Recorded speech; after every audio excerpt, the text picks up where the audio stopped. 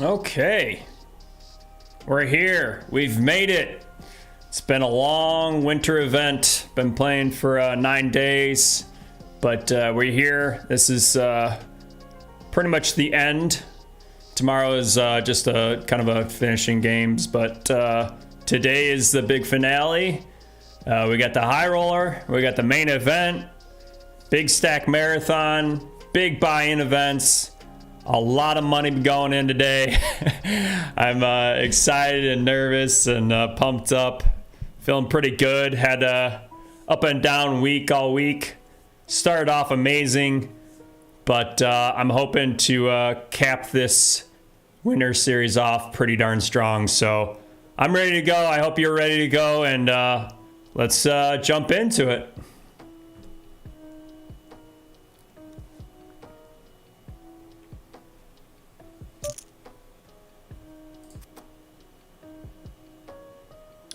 It's gonna be a long day, starting at 2 o'clock. I think my last tournament's at like, let's see, just show you guys the lobby real quick, see what we're playing. 2 o'clock, $100 buy-in, event 34, big stack marathon. So it's a nice slow structure. So hopefully I get to stay in this for 4 hours, because our next tournament's at 6 o'clock. $200 buy-in, and that's the main event. That's going to be 100K guarantee. So first place is going to be probably close to 15, 20,000, 30,000, depends how many people jump in there, but we'll see.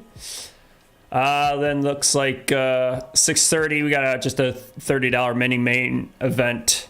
I'm probably not going to show that tournament at all, just because it's $30 and we got some bigger fish to fry. And then looks like 7 o'clock is the big one. $1,000 buy-in, high roller freeze out. That's going to be pretty insane. I don't expect it to be a huge field. I'm thinking maybe 40 players or something like that. It's a freeze out, so there's not going to be re-entries or anything like that. So that's going to be exciting. I've never played a $1,000 event online before, but after binking a huge tournament early in this series, day 2, won a couple thousand. I think I can at least afford this one, and I think it'd be pretty fun to see on stream. Definitely going to have some solid players in the state of Michigan playing that, so that's going to be a good challenge. Then it looks like 8 o'clock got a $100 second chance, and then looks like what would that be, 10 o'clock, $50 deep stack supersonic, which is probably another tournament that I'm not going to show off, but. Yeah, 6 tournaments. It's going to be an interesting day today. Like I said, Monday just kind of wraps it up. I'm just going to pretty much just celebrate. Hopefully we get some big wins tonight. Finish off this winter series strong. It's been a very long, crazy event. Let me see. I'll just throw in here real quick just to make sure you guys, if you have been following along at all. Let me jump over to the first table. I have this Excel, or spreadsheet, I should say, this Google spreadsheet. It has all my events, shows my profits and losses, shows my balance. As you can see, I banked a really big one. Got up to about 7,500. If you want to follow along there. And actually, now StreamBots is running, of course. Winter. Try that again. And yeah, I'm excited. I'm pumped. This first marathon is going to be a long tournament. Like I said, 4 hours until the next one. So it's going to be a little bit slow paced, but by 8 o'clock, we'll be doing 3 tournaments. So it's going to get very, very busy. And yeah, let's get started. I got King Jack suited here from the small blind, just called a raise from the hijack position. I didn't want to check raise. I do have top pair. I'm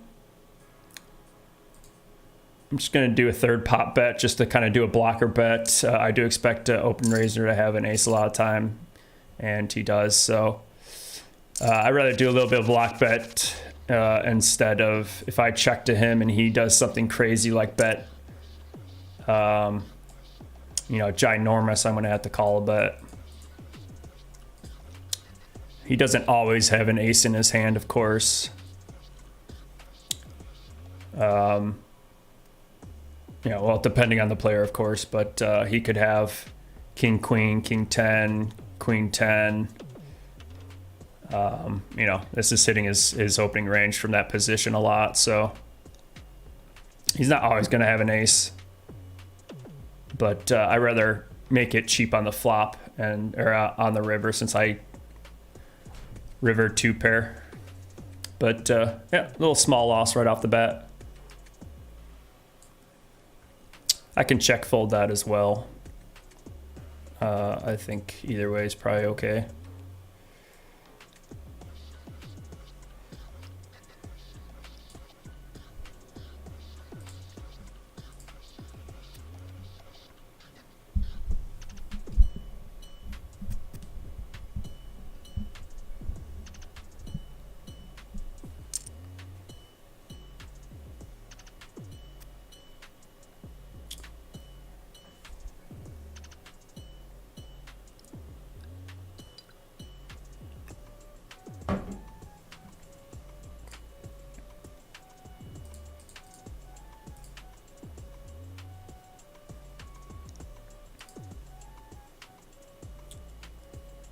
I'm definitely gonna have to take advantage of kind of just keeping it calm, relaxing, not putting too much pressure on myself. This is a very, very long tournament. I'm gonna try not to talk too much. Unless you guys have questions, obviously put them in the chat. I'll respond to them when I see them. I'm kind of just like be at peace and meditate right now, since it's gonna be a very, very long day, especially if I make it deep in this tournament, deep in the main event, deep in the high roller, and then have 3 other tournaments on top of that. Ace king offsuit.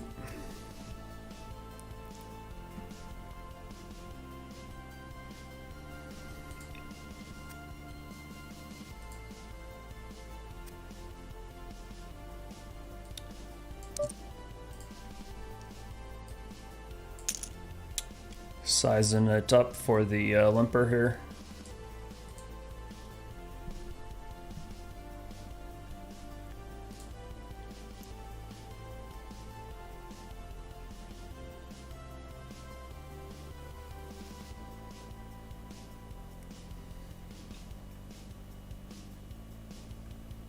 My sleep schedule has been so backwards this week.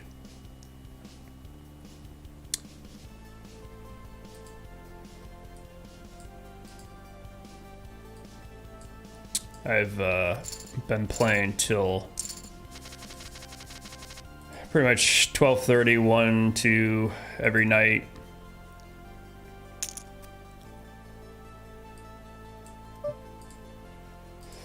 Ace 10 isn't that strong versus an under the gun raiser. I could be dominated by a lot of bigger aces, but still a decent Broadway hand. I prefer playing, at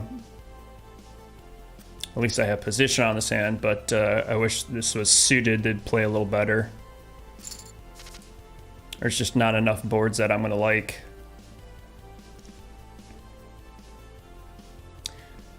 I hope you have a good run. Thank you very much. He went for a bigger sizing here. I think I can fold for that sizing just because my outs aren't clean, since even if I had an ace, I might be dominated. I do have some backdoor stuff, but I don't think it's enough equity to go with it, so I'm just going to let it go.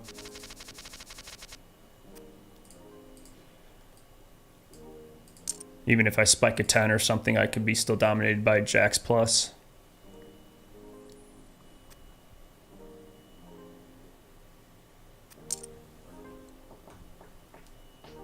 Anyway, so yeah, my sleep schedule's been messed up.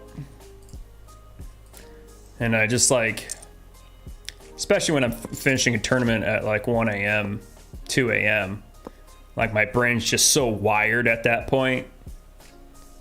And even if I go to bed right after that, like it takes a while for my brain to kind of shut up.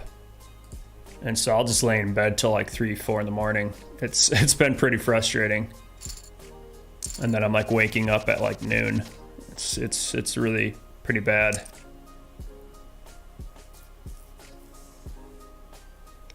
So I apologize if I'm yawning.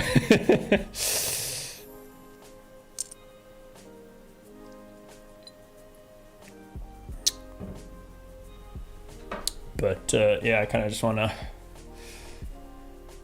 you know, do some deep breathing exercises, a little meditation, just relax. A lot of poker today. 4 hours of this.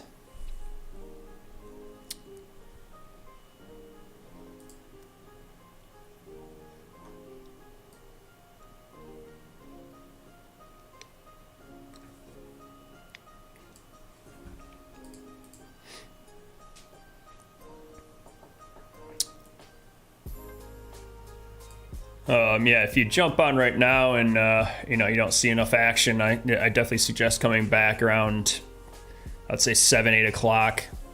That's when the high roller and the main event's gonna be running simultaneously, and those are the two big highlights today.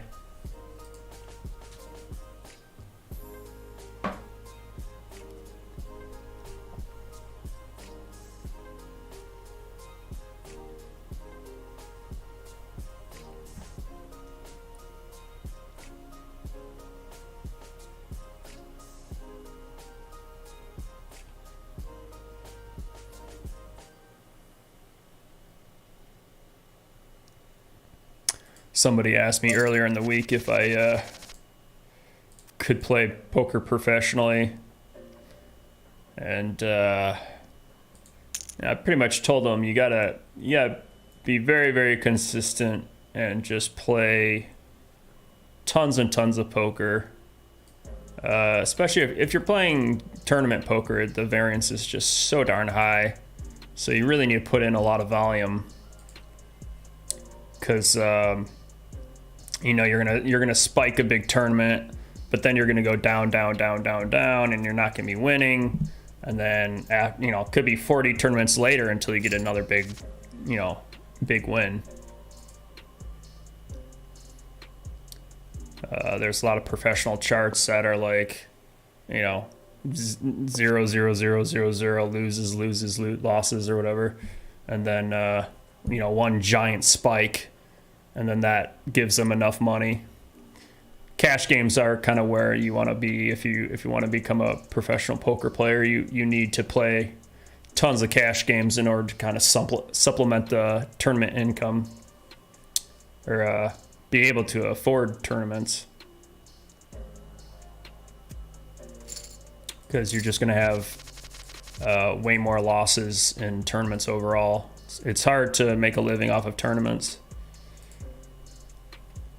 But for me, if you know, to answer that guy's question earlier in the week about me being professional, just based on this week alone, like I'm pretty mentally exhausted from poker. I think I'm gonna have to disappear here after tomorrow.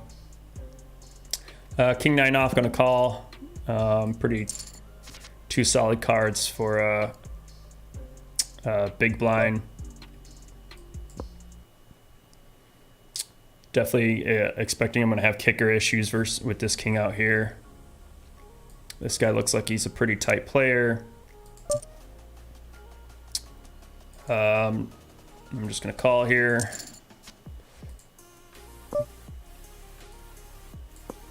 I think with that small bet on the flop seems a little bit worrisome, so I'm gonna go for like a 40% pop bet maybe and try to get value from maybe a jack or a missed, maybe like ace high even. And got cooler right off the bat. The Sky River 2-pair. Thankfully it was a small pot, but still kind of painful.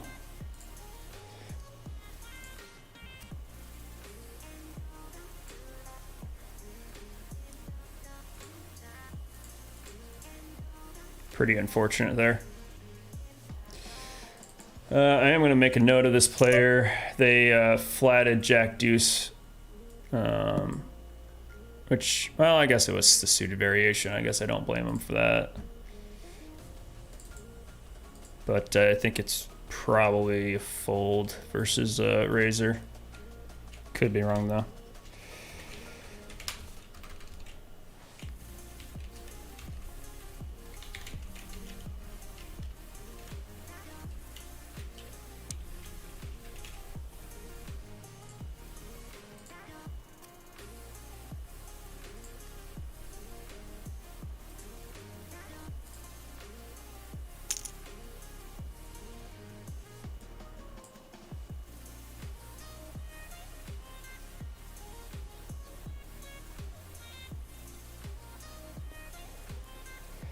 George says, good luck, man. Thank you very much, George.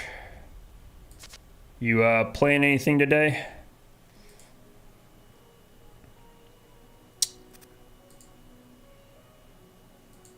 Looks like Henry Liu just dropped down at my table. Tough player to play against. I've butted heads with him a million times on this site. He's frustrating to play against. He's good.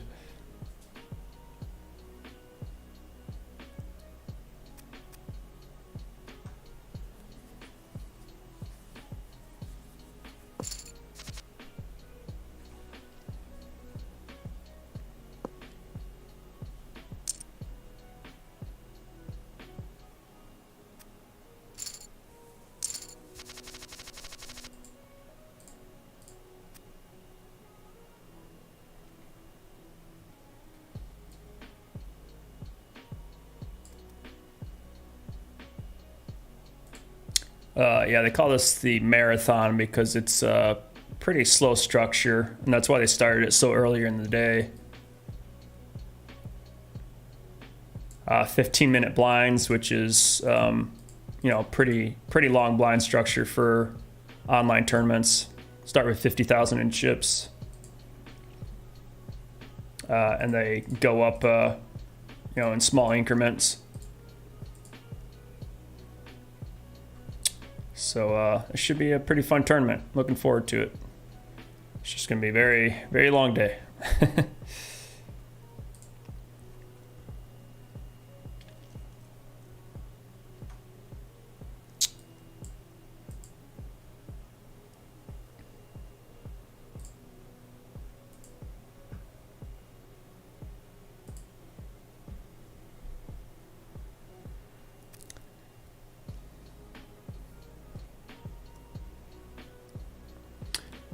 The other reason this Sunday is a big deal is because the NFL is going to be pretty pretty crazy.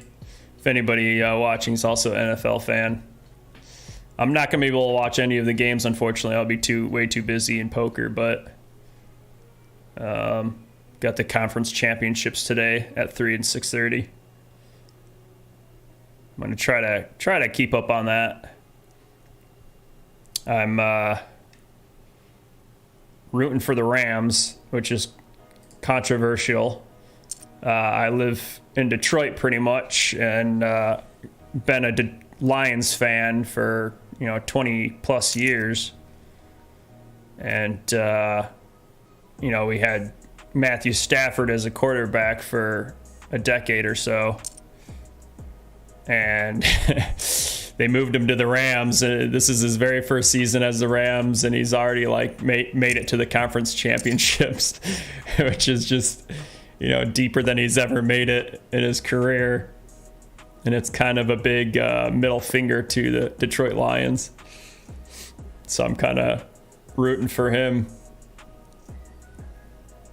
just to show that you know, it's not the quarterback's fault, it's the organization's fault.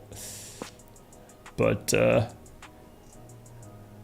don't know enough about football to be bad mouthing organizations, but that's just what I've been hearing on you know, sports talk radio. I'm sure there's a lot of people watching my stream that's going to be Michigan or Lions fans.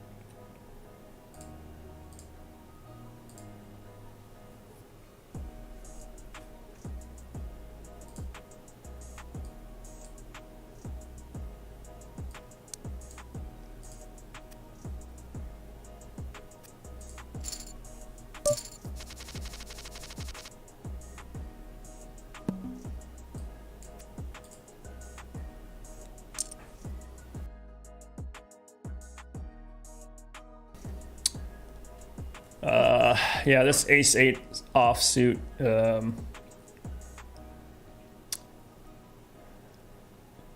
I would be opening this from just a little bit more like middle position, later position. I don't think we start opening offsuit aces until like ace-10 offsuit. Ace-8 suited, I'd definitely open though.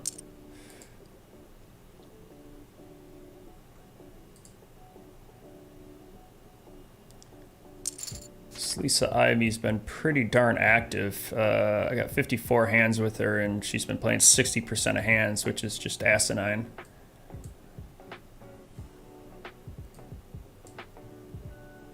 And as we saw earlier in the tournament, she called a raise from the small blind with Jack Deuce suited, which is not a proper call. So it just goes to show how loose she is. Hopefully we can punish that later on.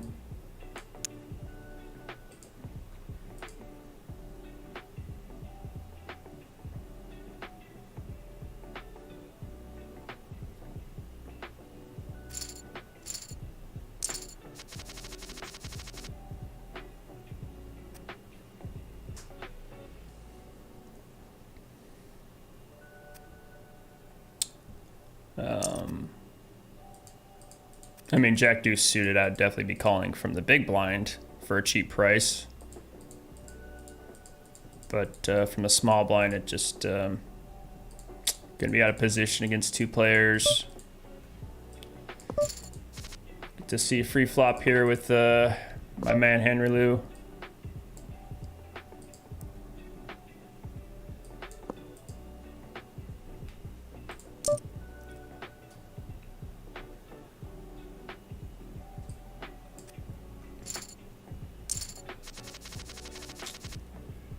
Had a lot of connected cards that were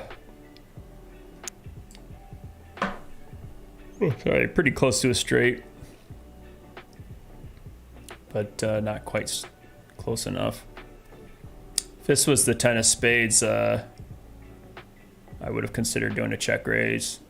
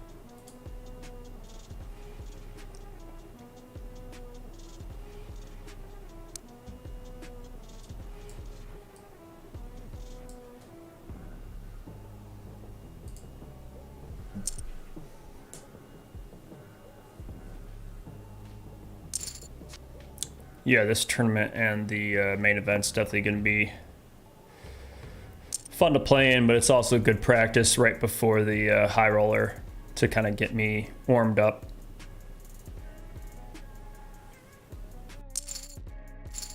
I'm definitely going to be playing some of the best players in Michigan.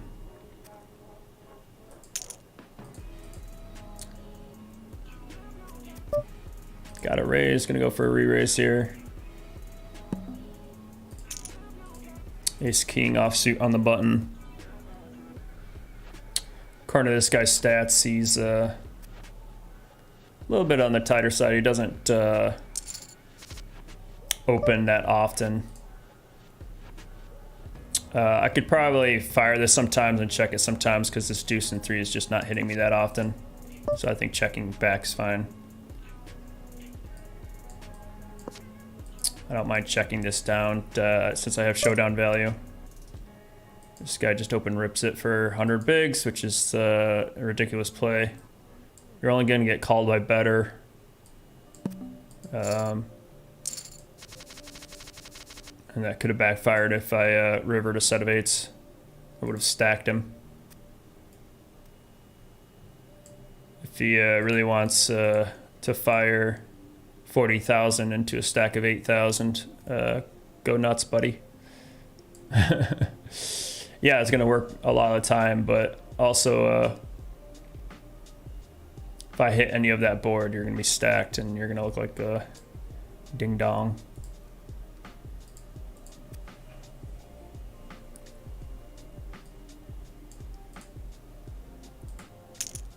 I don't need to be in those streets just grinding and fighting that much.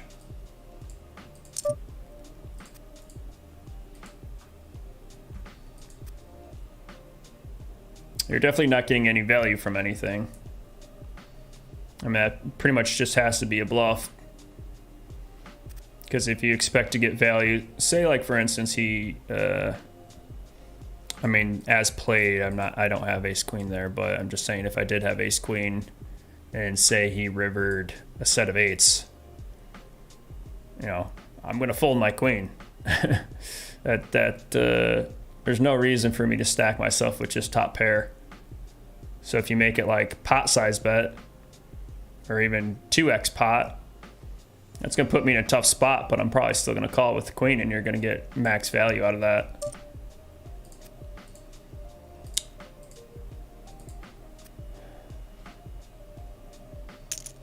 So that's all right though.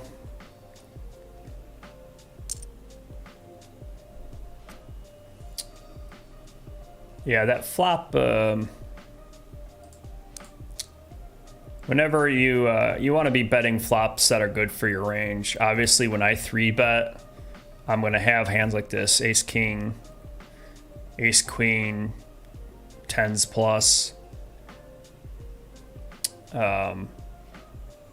But I also would have a lot of Broadway cards. I could have like something like king jack of diamonds or something, or clubs.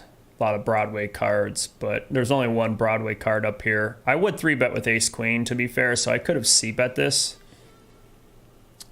But I just don't think this board's favorable enough. If I had like the ace of diamonds, king of diamonds, I would probably c-bet it since I have some, at least some backdoor equity. But this hand's so strong, I'm gonna get ace 10 and ace jack to just check it down, and I'm just gonna win if we both have showdown value, especially since it went check check on turn and I'm sorry, flop and turn. I do expect him to have some just high aces that I dominate, so there's no reason for me to rip in anything. This board's just not hitting us that often, unless, like I said, he just spiked an 8 on the river, which 8's had my ace king beat anyways, and I would have definitely checked that down. I don't think there's just not good enough reasons to be turning ace king into a bluff there.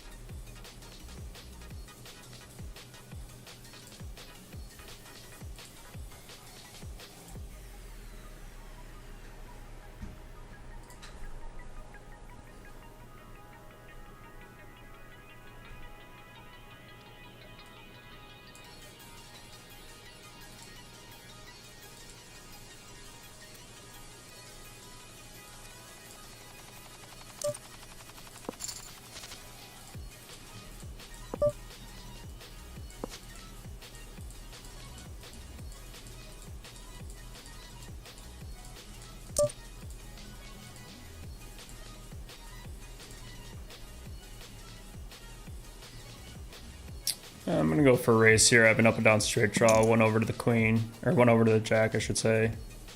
One over to the 5 and 6. A lot can happen on the river. A lot of good cards to bluff.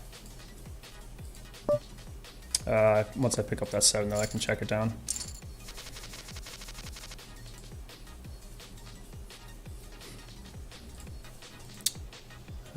Like I said, I had one over to the 6 and 5, which I expect to lead turn there a lot of the times. So I think I had enough equity there to go for that raise. Got a call and spike to 7.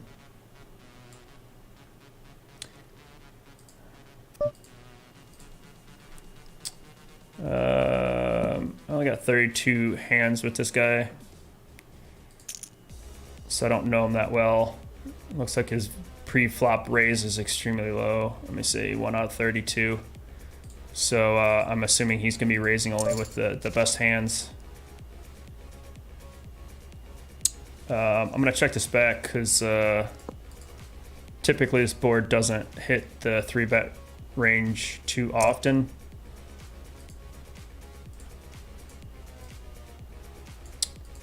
I'm gonna go for a call here since I don't expect him to have too much this board either. Hopefully he has kings and aces here and we can stack them. I'm gonna go for a raise here just so I can take kind of the action back.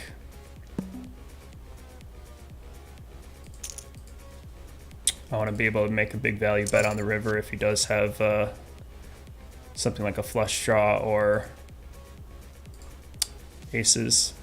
Stack to pots 1 to 1. With that, him calling with that check raise, I expect him either to be hitting this flush or having aces or kings.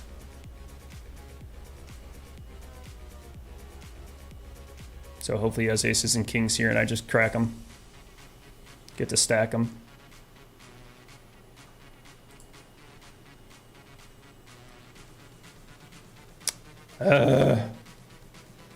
This happened to me last time too.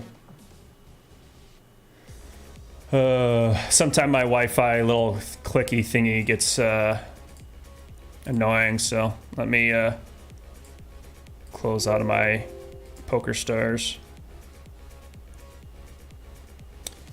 That was a pretty big pot though, even though it didn't look like he had aces or kings. Unfortunately, he didn't. I was hoping he had either a flush, hit that flush draw too, so.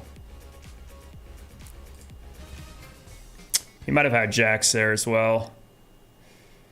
Let's see if this can find me. Please wait while we verify your location. Your location has been verified. You can now participate in real money tournaments. That's so stupid. They need to work on a better system for that.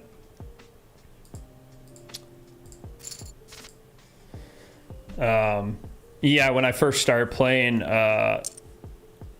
they required you to have a Wi-Fi connection, which is really stupid because I'm hardwired in. I'm on a desktop. I have an Ethernet cable going right into my computer.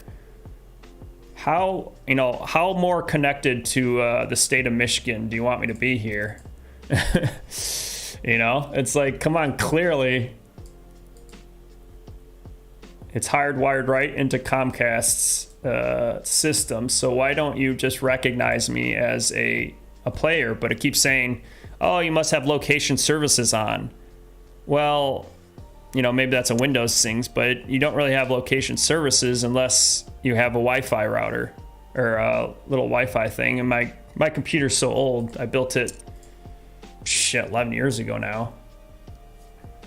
It didn't have it wasn't Wi-Fi enabled, so I had to go on Amazon and buy some cheap Wi-Fi. I think it'd be called a dongle. But yeah, so they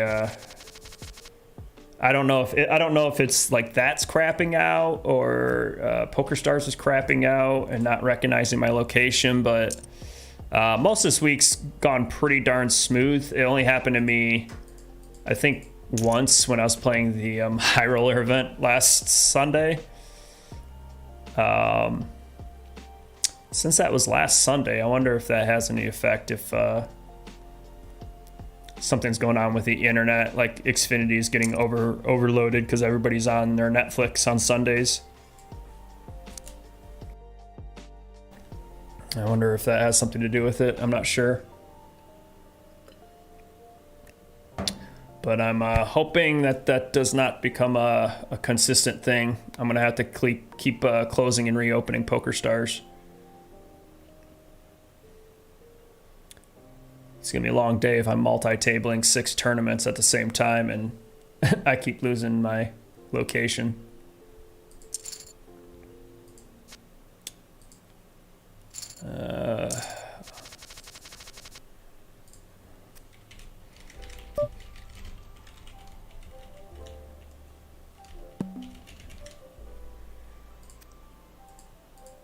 That's kind of interesting hand. I want to see how that played out.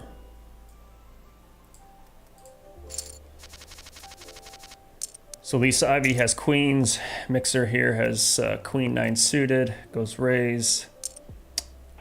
Mixer flats button. Pretty standard. She bets about half pot here. Mixer re-raises. Oh man, that almost got me.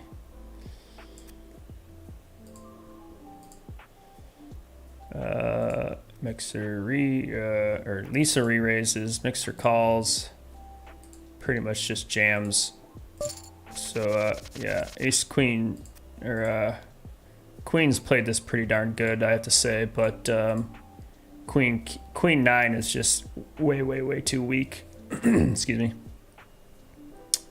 When you're at 100 big blinds deep, you don't want to be jamming all in and dusting off your entire stack with just a top pair weak kicker. If he had like you know, if it was suited here, if this was like, you know, either 2 pair or 2 hearts out here, to give him a little bit more reasoning to playing this so aggressively, but you're just too often dominated by, especially this player. I got kings here. Gotta concentrate here. This person raising, I'm gonna go for, let's see, 6, 7, 8.5 bigs. Do about 4x-ish. Got him to jam. Hopefully we can get taking a dump out. Sorry, bro, but I hate your name. It's just, I mean, it's hilarious, but it's also just disturbing. And 100%, got a knockout. Definitely happy to pick up those 8 big blinds for sure. Looks like Mixer rebought in and came right back in.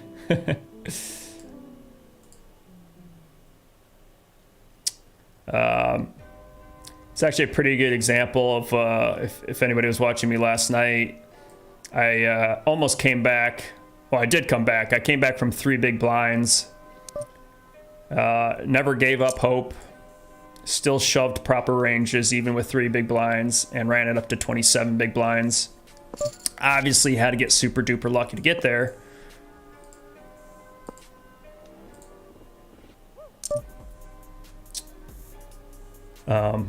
But point being, you can be pretty short stacked to run it up. I consider check raising this flush draw because obviously it has no showdown value, but I think as wet as this board is, like, I just don't have any fold equity. I do finally pick up some equity. Again, a spot that I could check raise, but I don't see me folding out ace, jack, queen. I'd rather be doing with this with a little bit of a drier board.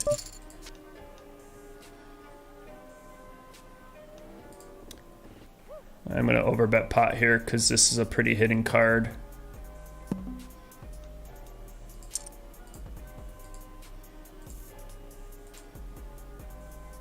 I don't, if they raise pre-flop with any ace, I want to try to get value.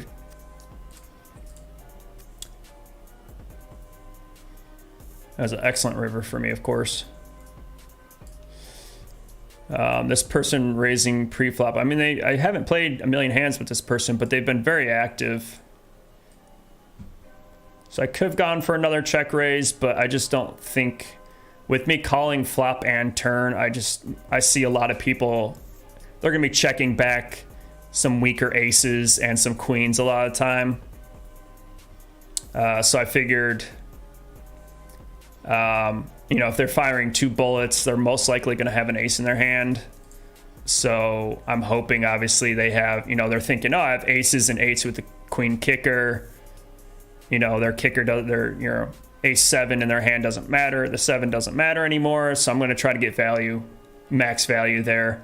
Especially if, I mean, it'd be pretty sick if they flopped the nuts here with, like, you know, king 10 or something like that, which would have been really disgusting. But as played, I'm not too worried about that hand.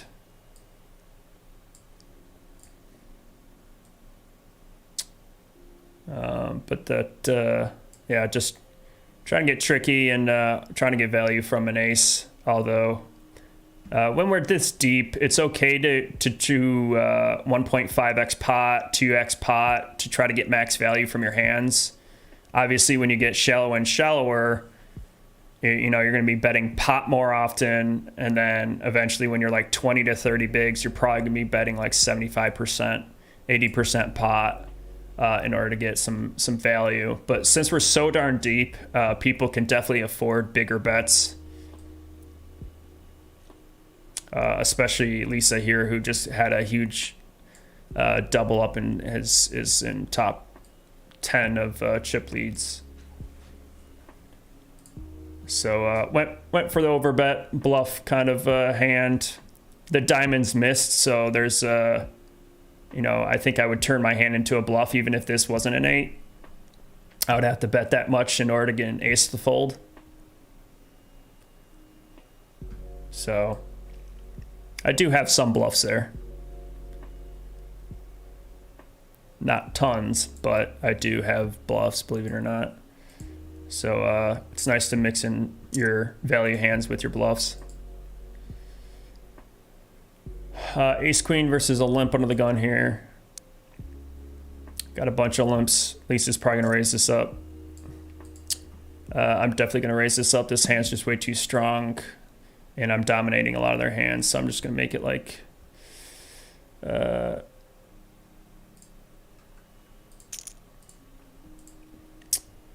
usually do a 3x raising, so 3x, 4x, 5x, 6x, 7x.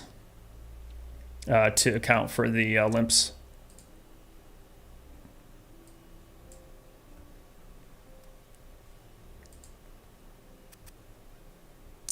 There's just too many hands that I'm dominating right now that are limping in. So like ace 10 is going to be limping in. I could go pretty big here. Because I'm going to be sizing up with a lot of kings in my hand. So there's a nice little 20 big blind pot there. Picked up a lot of chips just from all those limps, and then with that sizing up, this is kind of one of those boards. So yeah, I made it 8.5, so I picked up the 8.5 limp. I do, you know, I was obviously went big here because that king's going to hit my range a lot. But it does hit the under the gun limpers range. He's going to be limping with king jack, king queen, offsuit. I mean, I wouldn't personally be limping that, but if there is a limping strategy, they are going to be limping a lot of kings. So I went big there, and I wanted to fold out any like pocket pairs that are going to string along, like 7s and 8s. So went 80% pot and took it down. At that point, it's pretty much whether he hit that king or not. If he calls there, I'm feeling like I'm pretty much crushed. Hopefully he hits some, if it runs out like more Broadway cards, like a jack, a queen, 10, like I could probably start firing on those cards as bluffs. Because I start picking up equity. But also they're scare cards if he did flat me with like 7s or 8s. So there are a lot of good bluff cards that can hit on the turn.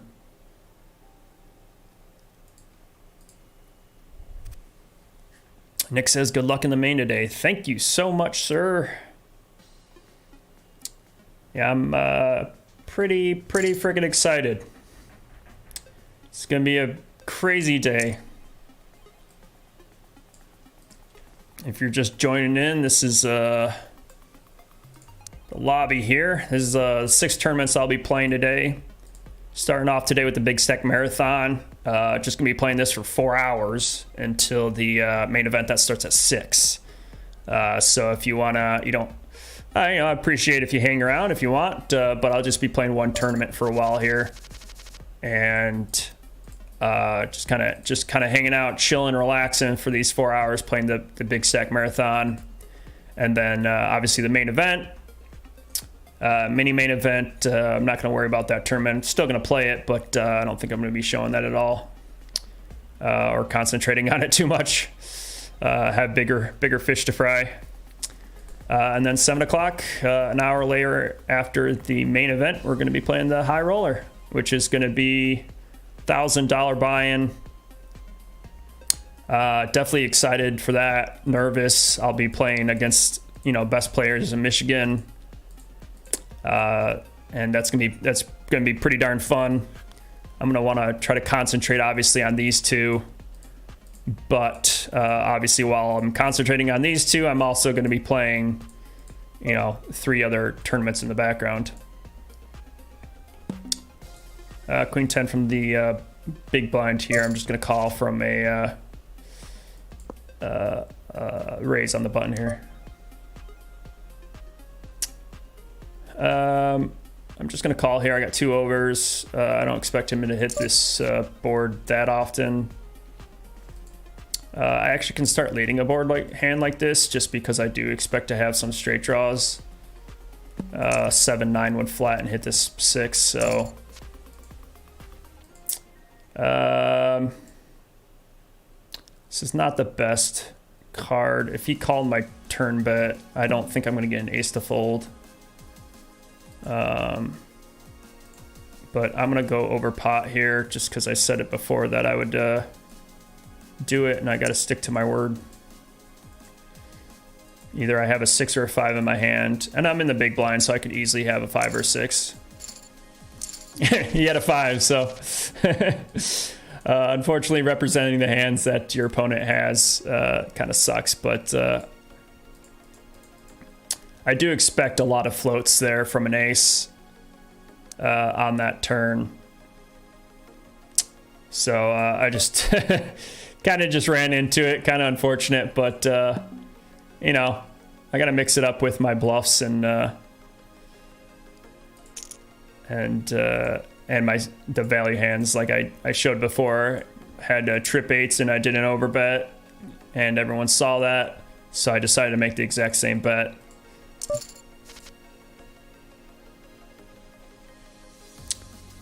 I'm going to check most of my range out of position anyways. And obviously this board is just pretty crap for my hand. I could bet a little bit for protection. So I'm just going to put in a small bet. I don't want any king highs to just king and or queen to just get a free river.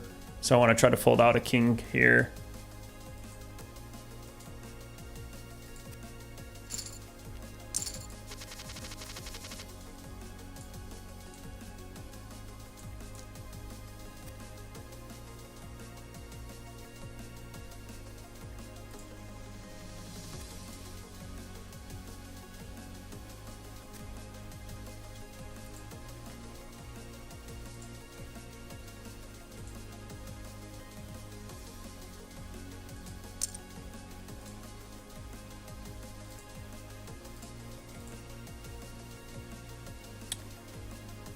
Definitely going to try my best to balance my bluffs with my value. Obviously, that's what you want to do.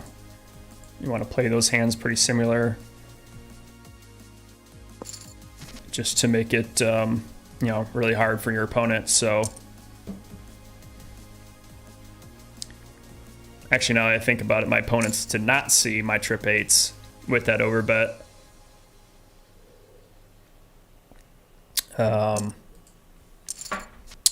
Which I think kind of hurt my chances of having that hand go through.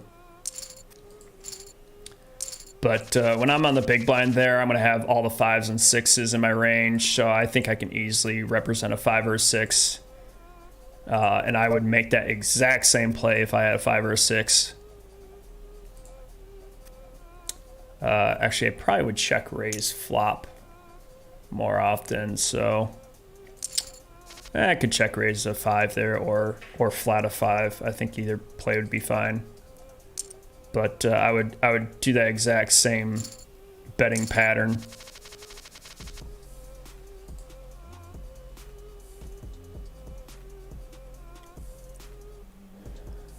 King 6, I would be opening from the cutoff position. I think I would need something a little better like King 8. But folding here.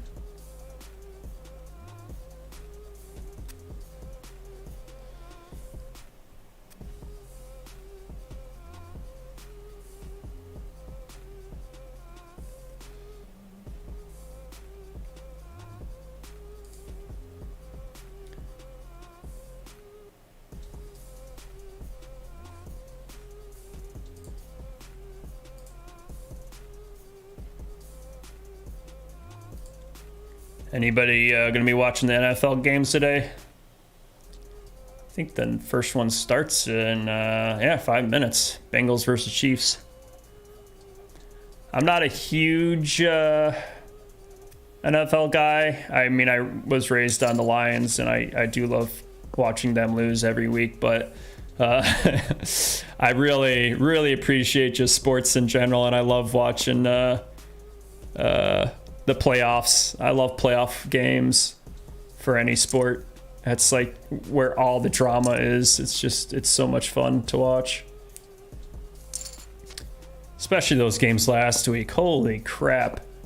I was playing obviously here on PokerStars, so I wasn't able to watch the games, but I watched all the highlights. I'm like, this is insane. Like the Bucks come back and then Stafford throws a bomb and wins the game. That was insane. And then the Chiefs game was just it's just craziness.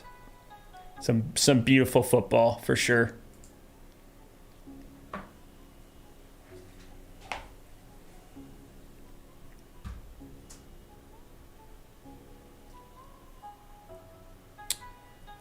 Looks like Mixer goes for a pot size bet here.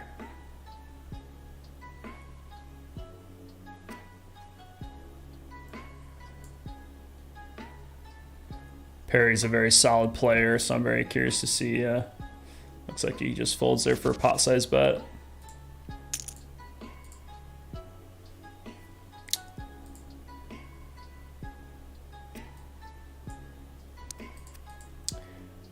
If you do see me pulling off some bluffs today, I watched a Jonathan Jaffe. This was at like 4 in the morning last night because I couldn't sleep. I was all wired up. I watched a Jonathan Jaffe webinar on finding more creative bluffs. And so if you see me make some wild bluffs today, that's kind of why. It was just kind of funny. It's the same way yesterday. I was trying to find more check raises yesterday, so I was check raising more often, trying to be a little bit more aggressive on flops. And that was because I watched a check raising webinar. So I mean that's the exact way you need to practice if anyone's watching and wants to learn to get better at poker. I mean, that is precisely what you need to do. You need to find a good YouTube video or something like pokercoaching.com, watch it, try to understand the concepts that they're talking about, and then immediately go practice it. See if they work for you, see if they don't, try to get a feeling for what those ideas and concepts are. like that 5-5-6 board. Like obviously I have queen high. I'm not going to win the hand, but that board is pretty good for the big blind range. I expect to have all the full houses. So I, thought I had a pretty good shot at taking there, and went for it. And went for an over pot bet sizing since we're so deep. Just was bad timing, of course, because they had a 5. But I don't expect them. I expect that bluff to work more often than not, to be honest. The button's just not opening enough 5s and 6s there. They're going to be opening up more like Jack 10, some higher suited connectors. I mean, if you're talking about GTO is opening 5s and 6s, but I think population, normal human beings, not a computer, they're going to be opening a little tighter on the buttons. So I expect more like, ace 8, ace 7, ace 8, ace 9. A lot of hands that I can just completely crush. So just unfortunate that guy happened to have a 5 in his hand, because I think that bluff would have worked. But yeah, so on a 4-minute break, and I'm just gonna get some water and walk around, and I'll see you guys in a second.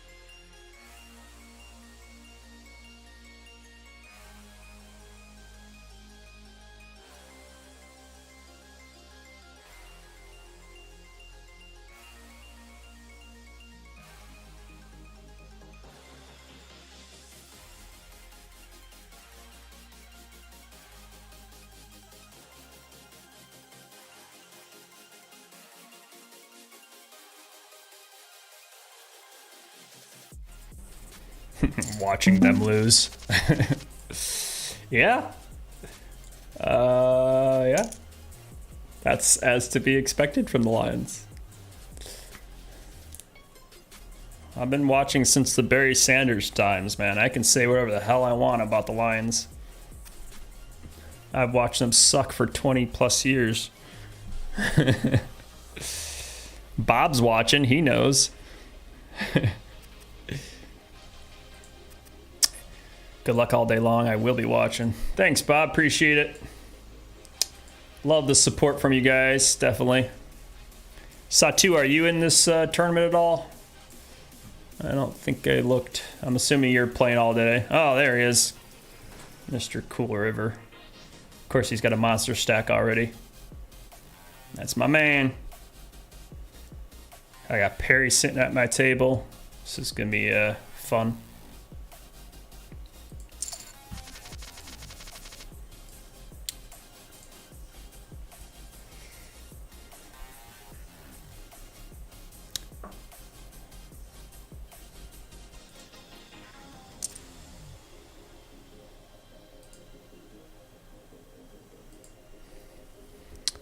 All I was saying was, go Stafford. Obviously, this is a poker channel, not a sports talk channel, but, yeah. Just got one tournament to play, so we can talk about other things.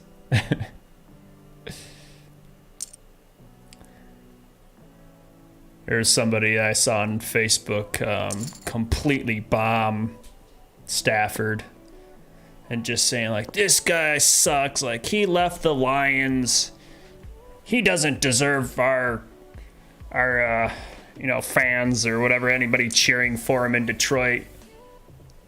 And just everybody like kind of shit on him in the chat, just like, hey man, like he was wasted talent in Detroit. Like, he's a great player clearly, but he just wasn't getting enough support.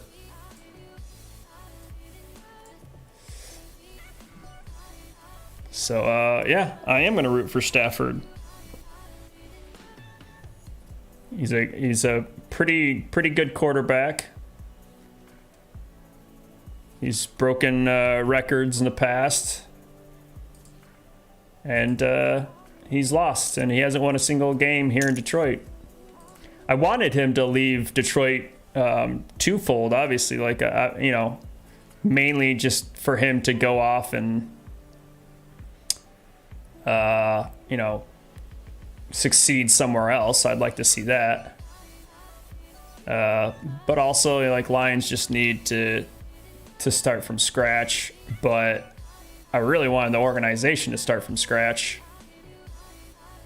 You know, not just coaches and players, but, you know, management, ownership. Something needs to change. Obviously. Clearly something needs to change. Drastically. I mean, what was the final record this year?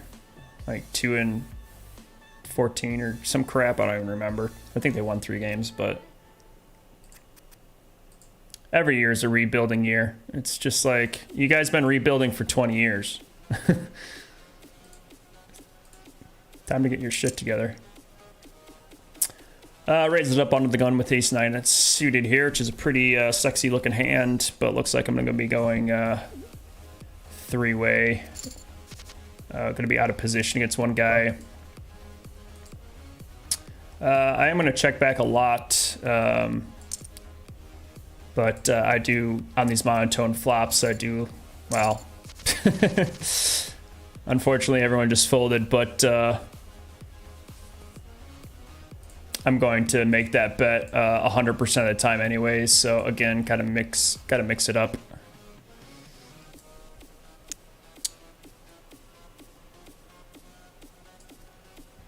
I do check back most of my range sometimes when I'm out of position, but if I had any cards, even if this was like ace of hearts, ace of diamonds, I would still fire a small bet. You're supposed to be betting like small quarter pot bets into on a monotone board like this.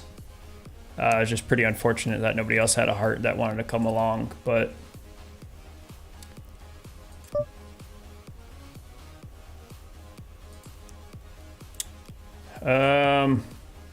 guess on the gun razor here, I've just I think I can just release this, even with backdoor hearts. But yeah, I try to play a mixed strategy. Sometimes I'm going to check this, sometimes I'm going to bet it. Obviously, it's very hidden, the fact that I'm betting this. You know, most people aren't going to think that you're betting a flush draw there. So kind of sick when 3 people fold, but I'm definitely going to bet that a lot of times multi-way, just because as there's 3 more players to act, like it's more likely that someone's going to call. But unfortunately, it looked like nobody had a heart there and they just all folded. But that's okay, I don't mind that, because I picked up about 10 big blinds just from a raise and take. Raise and C bet, I should say.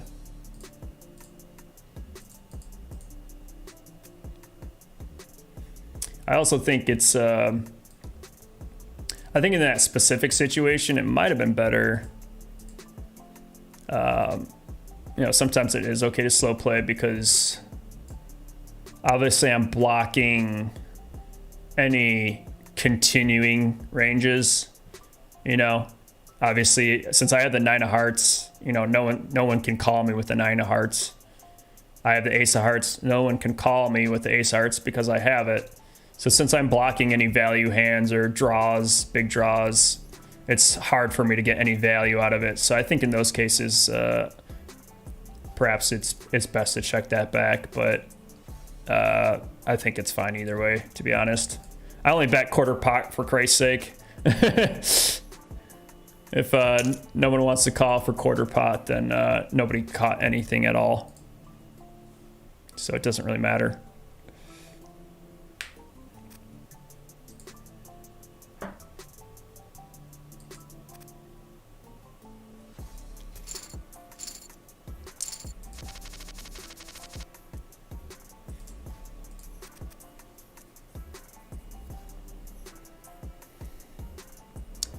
If you follow along the rest of the day, you'll probably see me making that exact same bet when I don't flop the nuts and I don't have a hand at all. And hopefully I do get folds in that case. But just trying to balance it with bluffs. Got to balance your value hands with your bluffs. That's the whole point of playing a good balanced game where no one can read you.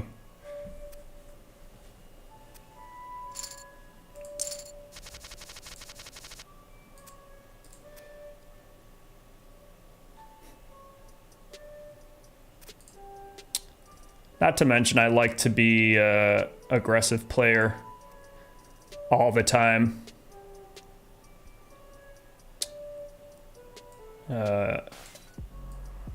When people recognize that I'm a very aggressive player, and they do see a bluff or something, that they're, you know, there's a good chance that they might pay me off a little bit lighter because they think I'm making a bluff.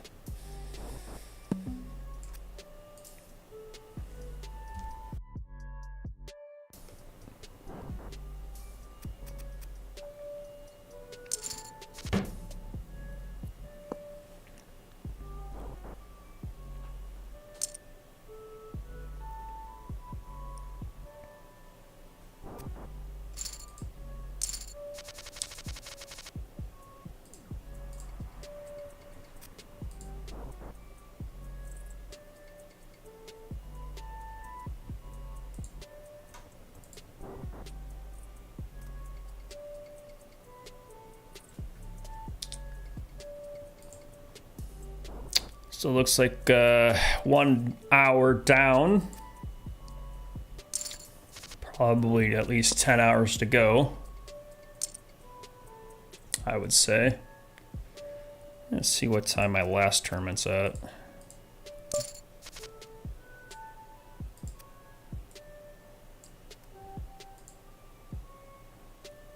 Last tournament, what is that, 10 o'clock? My last tournament is in 6 hours and 48 minutes. It's gonna be a long day. And that's not a cheap one, that's a $50 too, so. Satu, are you gonna be playing all day today? A lot of tournaments. Hopefully see you in those streets. I'm sure you're gonna try to play all of them. I know my man Perry's gonna be playing all of these too. Gonna be bumping into them all day. It's gonna be a fun day, I'm excited. Main event starts in 3 hours, so still got a lot of time to kill with this marathon.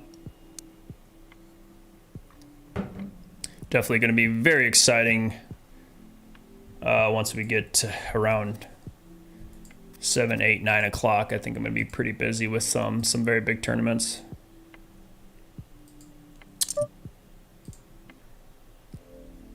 Going to go for a standard raise here.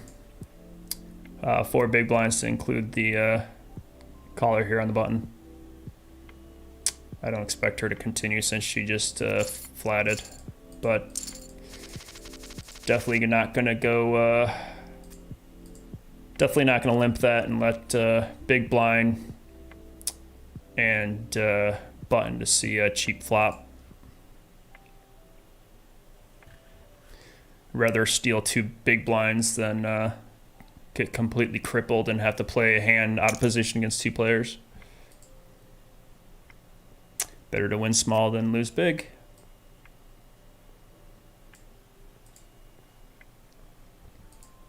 And also get value when you can. When you have the best hand at the time, you try to get as much value as possible.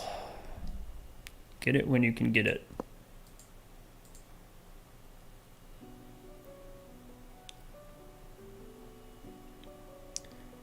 Setu says you should have checked the nuts. Hard for others to have something on that board, let them catch. Yeah. I mean, I bet a quarter pot. You would think 3 other players would at least have something. You know, I expect a king of hearts to call, a queen of hearts to call, jack of hearts to call.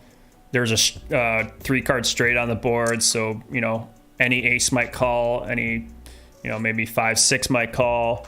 I feel like there's enough calling hands, especially against 3 other players, that could float.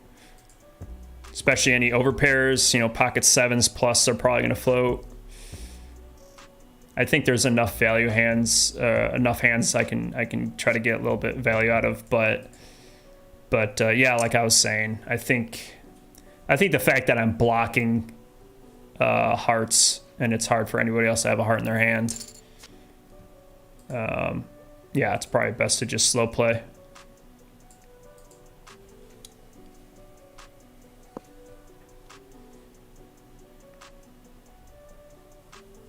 But yeah, like I've said many times, I try to keep my play consistent as possible. I'm always going to bet a monotone board small, like 100% of the time. So if I deviate from that idea at all, you know, if someone notices that and is going to be aware of me deviating from something I do all the time, it's going to, you know, throw up red flags in their head.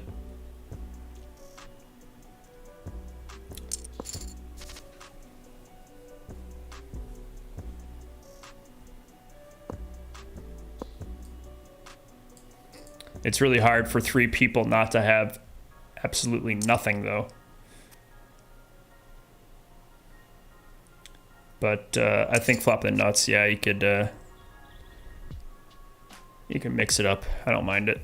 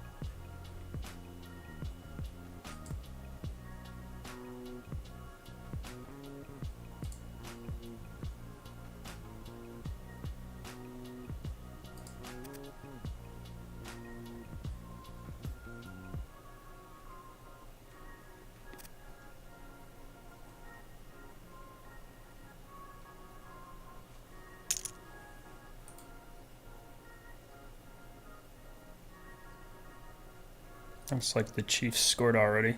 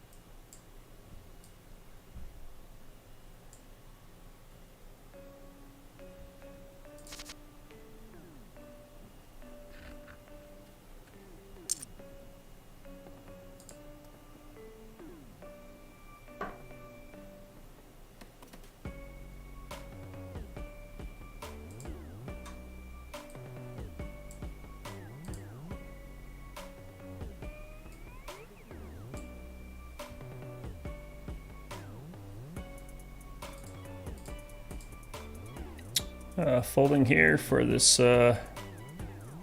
larger size raise against this undergun limper.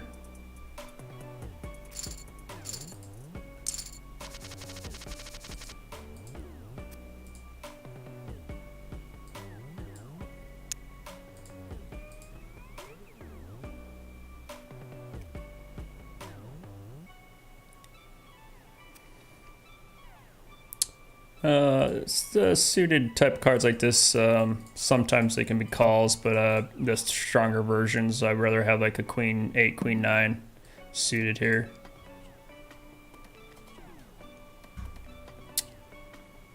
But yeah, so today's the last day. Well, tomorrow's the last day, but we're just gonna be. I plan on doing some celebrations and partying tomorrow night. If you want to, after tonight, it's gonna be a very long day tonight. But tomorrow, just got 3 small tournaments, and just gonna be looks like a $50, a $10. Of course, I don't think I can get this on the screen. Yeah, here at the bottom. So this is Monday. A $50, $10, and $20 tomorrow night. Unless, of course, I make the day 2 of the main event, which would be freaking awesome. I've done it once before. Hopefully we can do that again. But yeah, again, if you want to check out these stats, usually there's a link in the chat or the description of the video. But had that huge bink right off the bat, day 2 here. And then pretty much broke even throughout the week. Right now I'm sitting at about $6,000 profit. But obviously today is going to be extremely expensive. I do expect to fire a couple bullets in the main event. I'm not expecting to, but planning on it if I get busted from this tournament right here, which is the marathon. So I do expect to fire at least, not expect, but obviously I hope don't have to fire any bullets, extra bullets. But yeah, today's could easily be a $2,000 day. So, but this $1,000 a freeze out. So I really don't expect to lose more than $2,000 a day. Obviously, I'm hoping to win all that, but I'm also a realist and, you know, hoping for the best, prepare for the worst. So at worst, I'm going to finish out this this winter event looking like plus around $4,000. But obviously, we want to hopefully get some big wins into today and anything happen. And once we get some big wins in today, and hopefully free roll the day, we're going to be finishing this series with a a solid $6,000 finish. So even if I get a simple like little min cash here in the $1,000, that pretty much pays for the day. But yeah, so we'll see what happens. Even $4,000, I'm definitely very happy with. Playing for a week, $4,000 is pretty damn good for 9 days of work, I would say. But obviously that can go up or down a little bit. But like I said, tomorrow night, if you want to come around, it's just a couple cheaper tournaments, but I'll be celebrating. So if you want to come in and watch the party, I'll just be sipping on a martini. So having fun. I've been haven't drank this entire week. I really don't. Well, living alone, I don't drink that often anyways, but this week specifically, obviously I've been trying to concentrate on poker and having a clean mind, obviously, but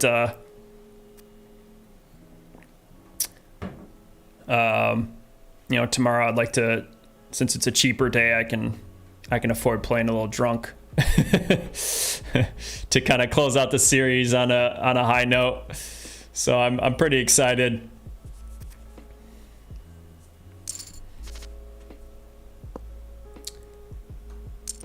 But yeah, looking forward to that. Looking forward to today. It's gonna be a very exciting next 24, 36 hours. Looking to win a couple $1,000 today, which would be awesome. This is probably an open, but from under the gun it may not be. 75 big blinds, yeah, it's probably an open. Any of these small suited wheel cards or wheel aces, ace, deuce, 3, 4, 5. But I don't mind playing a little tighter from the under the gun.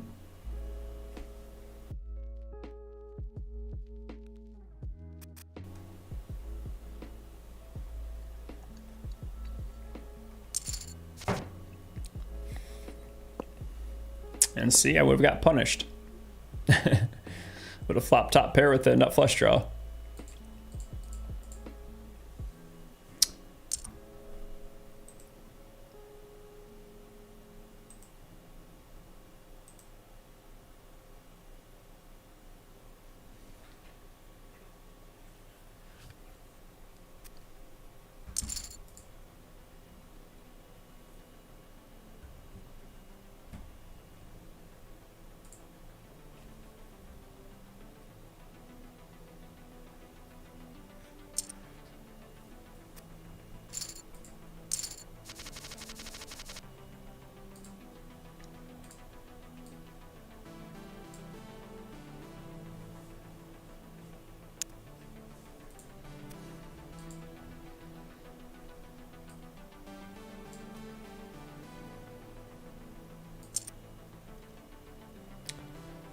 Queen 3 suited. It's probably a call here, but I want to get some of this junk out of my hand. Again, you're supposed to be defending pretty wide from the big blind here, but against the under the gun open, I think it's fine to delete some junk from your hand. The offsuit junk, I should say. Any suited 2 cards I'd call though.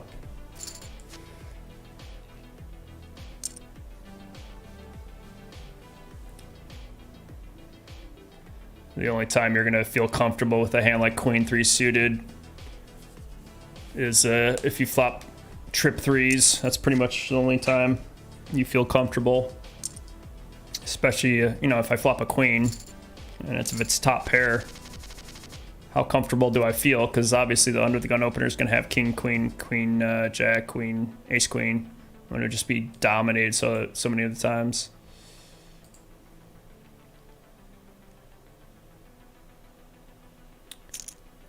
8-5 off, gonna be folding.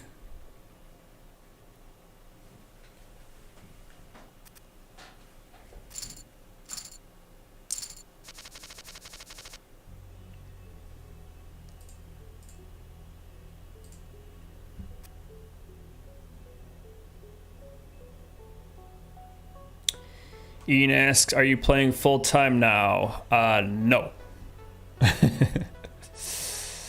I just, the reason I did this full-time week was because I haven't streamed in a long time, and I really wanted to get back into it. I kind of tried to find a spot on my calendar that I could play all the time.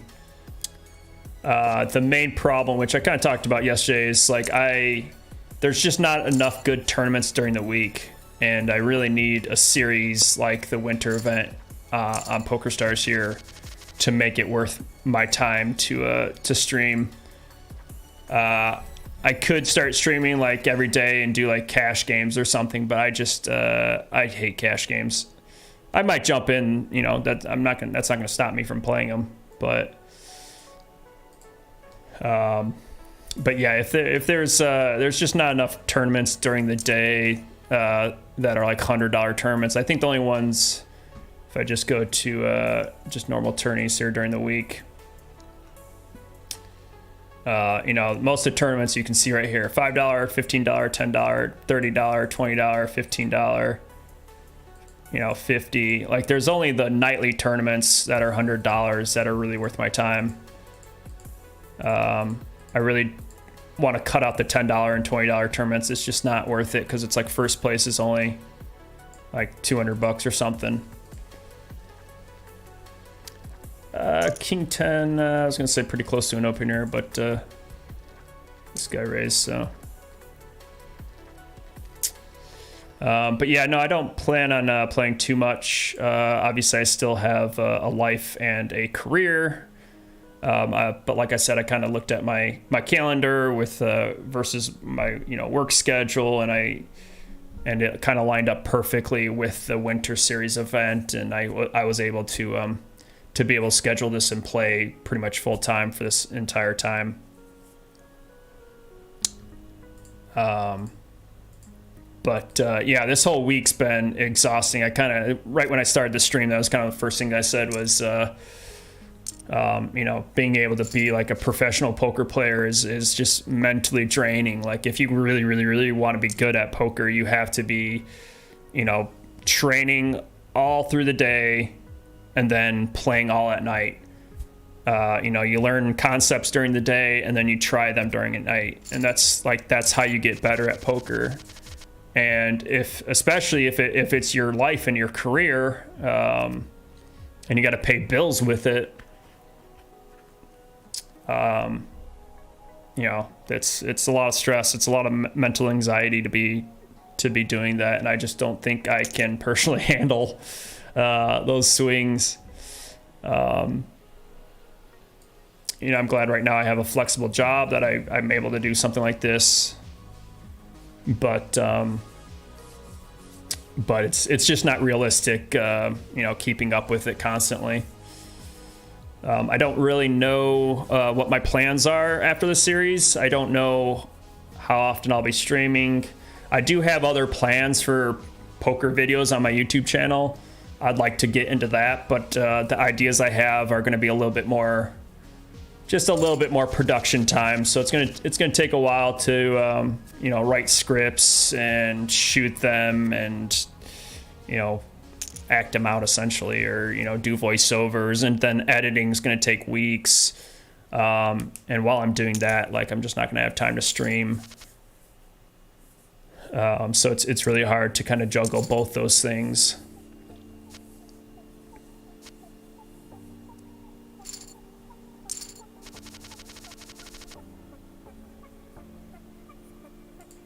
But yeah, anything can happen. I mean, I'd like to see this streaming thing take off. I'd like to see my YouTube channel take off. It'd be nice to get more love and support, and I appreciate you guys watching for sure.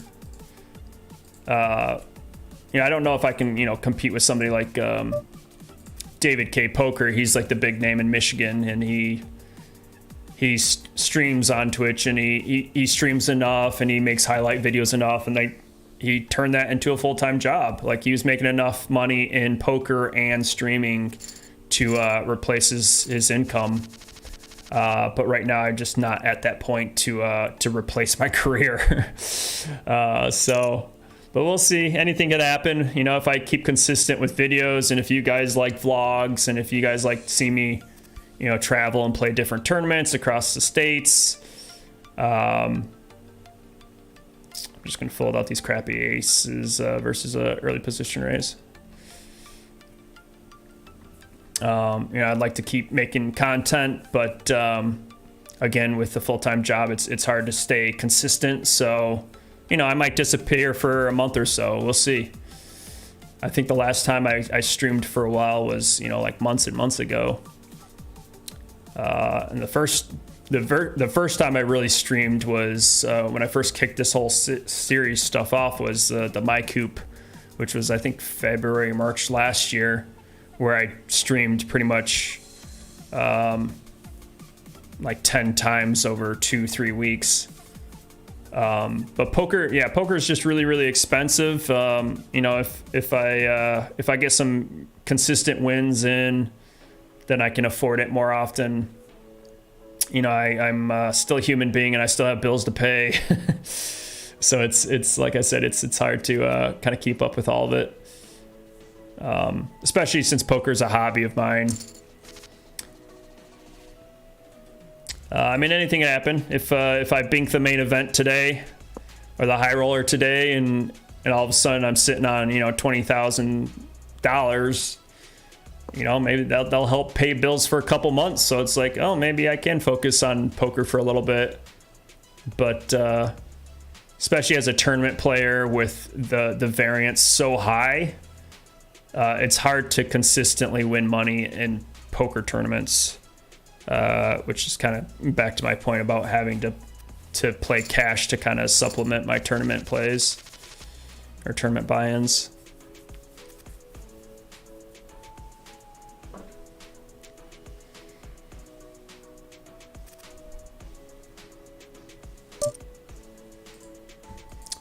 I could probably flat here, but against a pretty active limper, I'm going to size it up.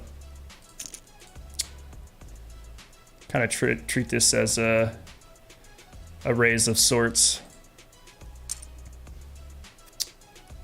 Looks like I picked up kind of a tight player here in the small blind, so I'm going to proceed cautiously. I do have position at least. Probably going to check back most flops unless I flop some type of big up and down draw. Yeah, definitely proceeding cautiously. My queen could easily be dominated here against ace queen. I don't know if this guy has no 3-bet, so I do expect him to flat some ace queen. I don't have a heart. I do have a backdoor straight draw, but I'm going to check here to kind of pot control. I'm obviously not going to get a king to fold. Most likely going to probably call 1-bet here. And depending on rivers, might fold a lot of rivers. With 2 calls, though, that kind of gets interesting. I expect a lot of flush draws to be calling, but I don't expect me to be beating any hands here.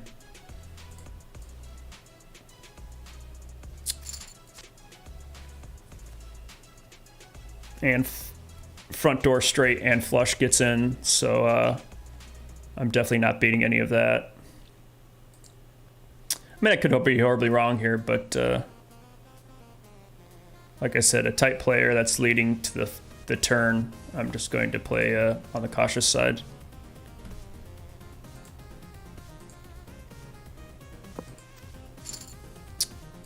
And my read was right. I pretty much nailed both their hands. Well, give or take. Like I said, tighter player that has a stronger range, I was completely dominated against. And then the double flush draw, I did expect this person to be coming along with some flush draws. I was confident that I was pretty much beating this person, but I made a good exploit fold there. I think the solvers would probably say possibly call, but good fold by me.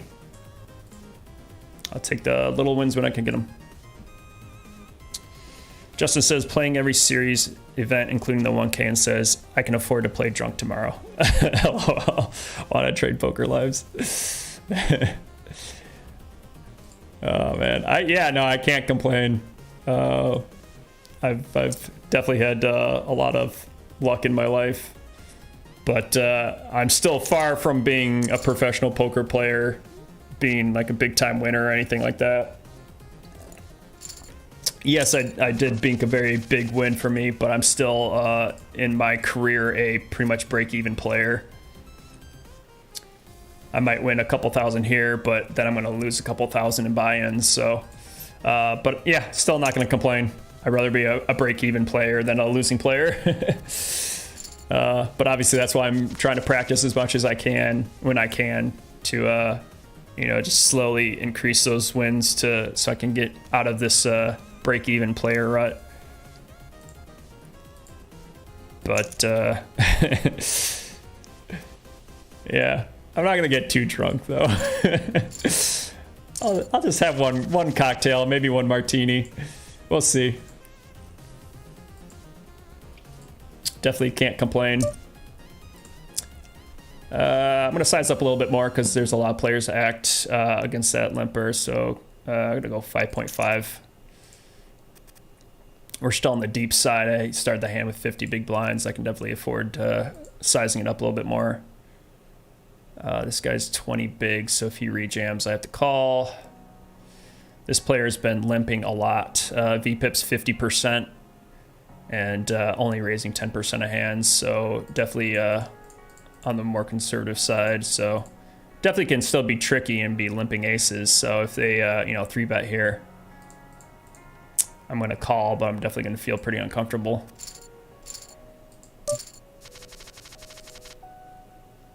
But definitely don't mind taking some blinds and limps there with pocket eights, especially being from an early position.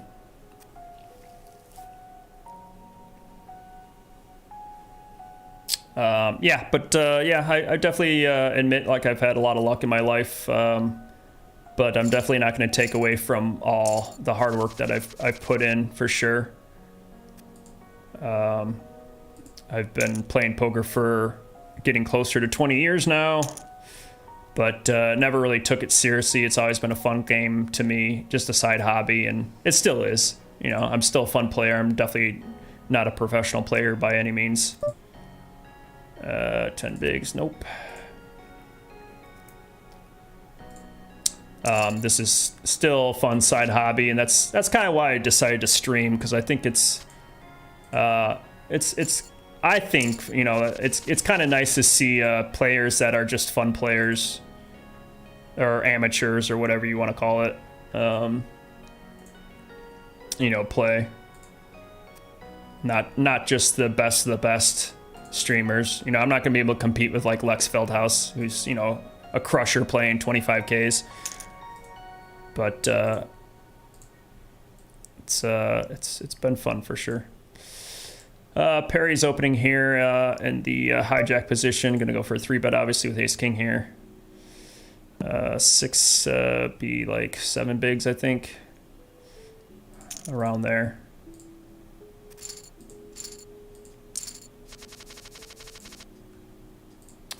When you're deeper like this, 60 bigs plus, you can do like 3.5, 4, 5x raises, especially out of position. Ian says, I thought they were laying you off and you were moving. Things change, things evolve, life always changes. Especially for me, like I get obsessed about one thing and then a week later I'm done with it. So who knows? I might disappear from poker for 2 years again. I've done it before, but I don't expect that to happen. But yeah, the job definitely, we'll see what happens. That's all I can say. I really don't know what to expect with that. A lot of questions there.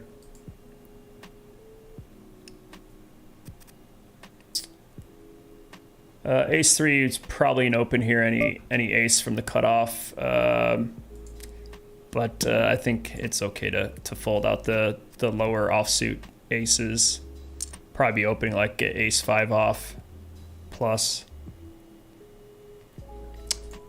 Looks like Kansas City scored another touchdown. Jesus. 14-3.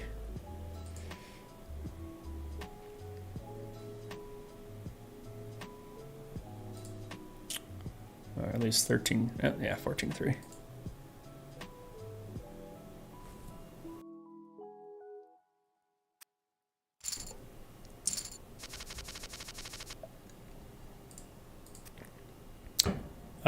But yeah, that's a good point, Ian. Then anything could happen for me.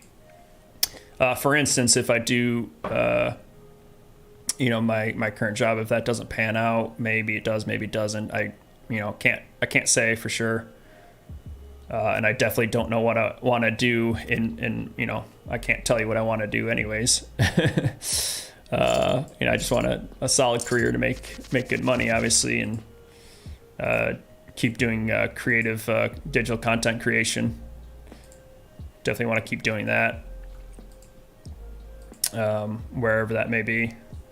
But as for moving, I think because my job is digital, just meaning computer, and a lot of this industry in the digital space has gone work from home. I have one buddy here working in Michigan. He's working for a company that's located in like Toronto and LA. So he's like, working a little later in the day to work on like LA time.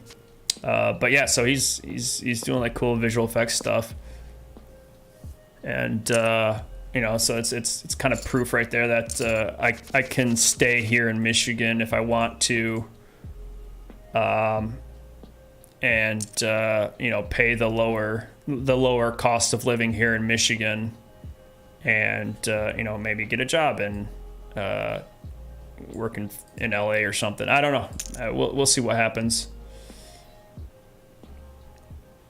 There's a lot of questions going on with my current situation, so I can't predict the future, unfortunately. But if I do get any project, well, especially even if nothing changes, my job is very project based.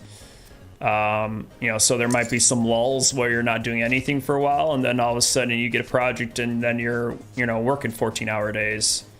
It's been like that for me. I've been doing it for 10 years now.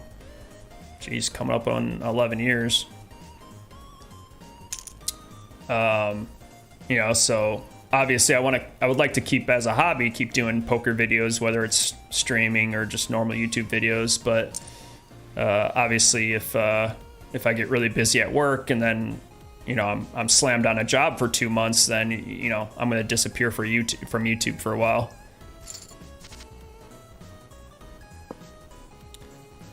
Rocking the video game music.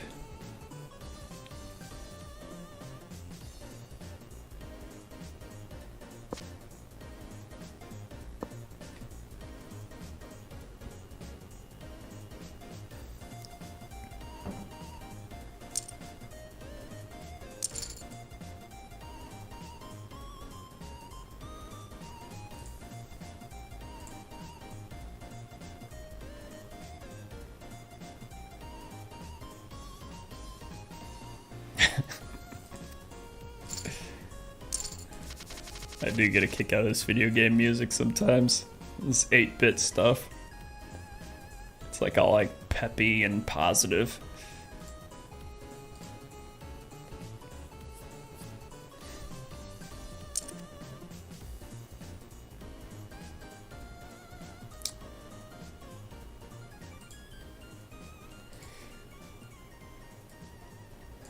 Got a limp here under the gun.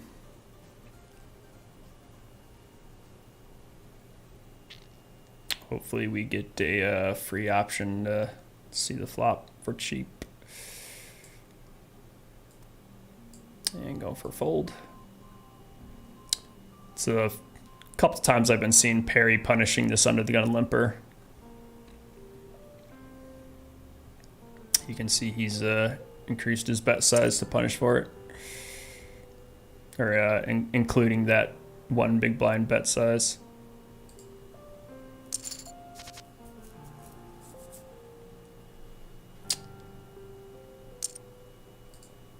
Goes for a lead. Lisa Ivy. I was gonna say this is gonna be a pretty interesting flop because obviously I do expect pretty much everyone to connect with this board. Under the gun's gonna limp with a lot of middling cards. That's Broadway cards that are gonna hit this. I mean, they're also gonna limp like, you know, probably 6s, 7s, 8s or something like that they don't want to raise. Perry's a pretty solid player, so I'd expect him to have a pretty good range here. And unfortunately, it's a straight on board, so it's gonna be chop chop. Wow, that was ace king versus queens. That's pretty sick.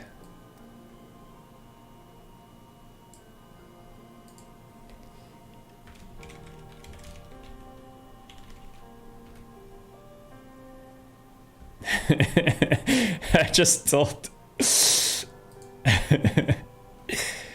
Oh my god, that's sick. So okay, so here's this hand.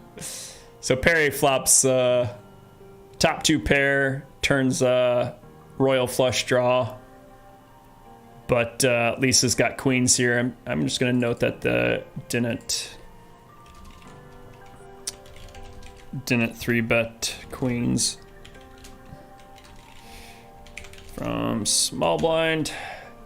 Just to kind of make note of that, usually you want to be 3-betting your good hands from the small blind because you're going to be playing out of position against 2 players. Obviously, this board is like this flop is horrible for queens, and great for ace king, obviously. But that's why you want to 3-bet to try to get some weaker aces out so they don't outdraw you. But anyway, so the turn here is a 10 giving queens straight, 10 through ace Broadway. Perry calls that bet, and then the river's a queen, so obviously they chop with the straight on the board, making these queens and top 2 pair completely utterly useless. But Perry got lucky to hit that queen in order to chop, because obviously she had 2 queens here, so there's 2 queens left in the deck to hit, so he basically hit a 2-outer to chop that pot. So pretty lucky, but that could have been a big hand if it wasn't so wet. Pretty interesting hand though.